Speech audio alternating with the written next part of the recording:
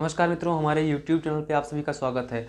अभी तक हमने पढ़ा मौलिक अधिकार और मौलिक कर्तव्य। मौलिक कर्तव्य अनुच्छेद 51 का के अंतर्गत पढ़ा, और जो हमारे मौलिक अधिकार थे अनुच्छेद 14 से 35 तक वो पढ़े। नीति निर्देशक तक 36 से 51 तक पढ़े। नागरिकता पढ़ी। राज्य एवं संघ 1 से 5 तक पढ़े। अब हम पढ़ेंगे राष्ट्रपति अनुच्छेद 52 के अंतर्गत। अनुच्छेद 52 के अंतर्गत राष्ट्रपति पद का प्रावधान दिया गया है मित्रों। अनुच्छेद 52 के अंतर्गत, और राष्ट्रपति का जो पद था मित्रों वो कहाँ से आया? राष्ट्रपति का जो पद था वह ब्रिटेन से लिया गया। वहाँ जो एक महारानी थी ना, उन्होंने राष्ट्रपति पद का प्रावधान भारत में किया। राष्ट्रपति जो होता है ना मित्रों, अनुच्छेद 52 के अंतर्गत, अनुच्छेद 52 के अंतर्गत राष्ट्रपति पद का प्रावधान भारतीय संविधान में किया गया। और जो हमारा राष्ट्रपति होता है उस पर हमने चैप्टर बनाया था मित्रों, राष्ट्रपति की शक्तियाँ। उनमें सारी शक्तियों का वर्णन हमने कर रखा है। आप चाहें तो एक बार वहाँ से विजिट कर सकते हैं। राष्ट्रपति के पास 8 प्रकार की शक्तियाँ होती हैं। उन शक्तियों को अलग अलग भाग में अलग अलग आर्टिकल के साथ डिवाइड कर रखा है। अब लेकिन हम संविधान के हिसाब से चलेंगे, आर्टिकल वाइज आर्टिकल पढ़ते रहेंगे। तो हम आर्टिकल 52 के बारे में आज बात करेंगे। जो हमारा अनुच्छेद 52 है उसमें क्या कहता है? अनुच्छेद 52 के अंतर्गत राष्ट्रपति पद का प्रावधान किया गया है।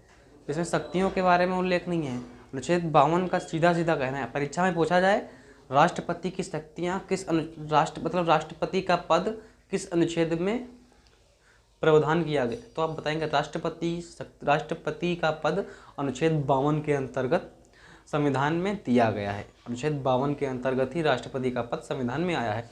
परीक्षा में ये आप बता सकते हैं। अब पूछ लिया गया कि हमारा राष्ट्रपति का पद कहाँ से लिया गया, तो आप बताएंगे राष्ट्रपति का पद ब्रिटेन के संविधान से लिया गया। और राष्ट्रपति हमारा जो होता है एक हमारे भारत में एक राष्ट्रपति होगा, ऐसा भी अनुच्छेद 52 के अंतर्गत एक राष्ट्रपति होगा, दूसरा उपराष्ट्रपति होगा। उपराष्ट्रपति के लिए अलग अनुच्छेद है। इस अनुच्छेद में आप उसको मेंशन नहीं करेंगे, क्योंकि हमारे भारतीय संविधान में यही कहा गया कि राष्ट्रपति का पद सिर्फ एक ही होगा। भारत में राष्ट्रपति एक होगा, है ना। और इसमें राष्ट्रपति के पद के बारे में बात किया गया और एक राष्ट्रपति होगा। दूसरा, राष्ट्रपति की शक्तियाँ मित्रों, राष्ट्रपति जो है हमारा अनुच्छेद 52 के अंतर्गत नियुक्त होगा। और राष्ट्रपति हमारा किसकी शक्तियाँ इस्तेमाल करेगा?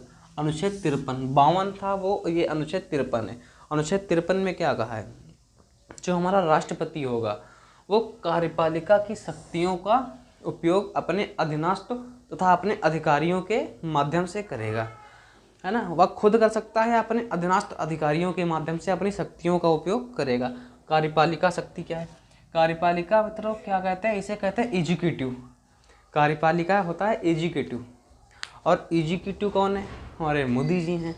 अब राष्ट्रपति का जो पद है वो किसमें प्रभावित है? आप सीधी सी भाषा समझिए, कोई एक ऑफिस होता है ना, उसका एक एग्जीक्यूटिव होता है जिसे कहते हैं कार्यपालक। अब कार्यपालक जो होता है हमारा एक मेंबर होता है उन सब टीम का, एक एग्जीक्यूटिव है जो दिशा निर्देश देता है, उसे कहते हैं एग्जीक्यूटिव। उसे कहते हैं एग्जीक्यूटिव। अब एग्जीक्यूटिव का जो प्रावधान है मित्रों वो होता है कार्यपालक। तो हमारे भारतीय संविधान में अनुच्छेद 53 के अंतर्गत राष्ट्रपति जो होता है उन कार्यपालिका शक्ति जो होती है ना उनका उपयोग करता है। और एग्जीक्यूटिव और जो हमारा राष्ट्रपति होता है, राष्ट्रपति क्या होता है मित्रों? इन सब की शक्तियों का उपयोग राष्ट्रपति अपने अधीनस्थ के माध्यम से करता है। अब जो हमारा राष्ट्रपति होता है ना मित्रों, अनुच्छेद 53 के अंतर्गत राष्ट्रपति के अंदर कार्यपालिका शक्ति का प्रावधान किया गया है, जिसे हम राष्ट्रपति को कह सकते हैं chief executive officer, CEO, chief executive officer, वो हमारा राष्ट्रपति होता है। क्योंकि राष्ट्रपति के हाथ में सारी कमांड होती है। और यहाँ पे दिया गया तीनों सेना, राष्ट्रपति के हाथ में जल सेना, वायु सेना, थल सेना, तीनों सेनाएं आती हैं। और आपातकाल लागू करना, शांति व्यवस्था तथा युद्ध की घोषणा करना, है ना, ये आता है अनुच्छेद 53 में। राष्ट्रपति के हाथ में जो कार्यपालिका शक्ति निहित होती है मित्रों। अब यहाँ पे संघ की कार्यपालिका शक्ति जोड़ दो। संघ की कार्यपालिका शक्ति होती है वो राष्ट्रपति में निहित होती है, और राष्ट्रपति इसका उपयोग करता भी है। जैसे संसद भंग हो गई उस समय राष्ट्रपति अपने स्वविवेक शक्ति का उपयोग करके संसद को या देश को चलाता है। जब किसी क्षेत्र में आपातकाल घोषित हो जाता है तब उस क्षेत्र का जो शासन होता है वो राष्ट्रपति शासन लागू हो जाता है। उस क्षेत्र जैसे जम्मू कश्मीर था मित्रों हमारा, उस पर राष्ट्रपति शासन लागू कर दिया गया था क्योंकि वहाँ कार्यपालिका भंग हो गई थी। तो कहा गया ना, संघ की कार्यपालिका शक्ति जो है राष्ट्रपति के हाथों में है, और ये कहा गया है अनुच्छेद 53 के अंतर्गत। प्रश्न में पूछ लिया जाए अनुच्छेद 53 क्या है, तो आप बताओगे अनुच्छेद 53 में क्या प्रावधान किया गया, जो संघ की कार्यपालिका शक्ति है वो राष्ट्रपति में निहित होगी। और राष्ट्रपति अनुच्छेद 53 के अंदर तीनों सेना का अध्यक्ष, आपातकाल तथा युद्ध एवं शांति की घोषणा करने का अधिकार राष्ट्रपति महोदय जी को प्राप्त है। और राष्ट्रपति के बारे में बहुत कुछ है, आगे आर्टिकल बढ़ते जाएंगे। राष्ट्रपति कैसे नियुक्त किया जाता है, उसका कोटा क्या है, ये भी बताएंगे अनुच्छेद 54 में। और 55, 56 सब राष्ट्रपति हैं। महाभियोग कैसे लगाया जाता है।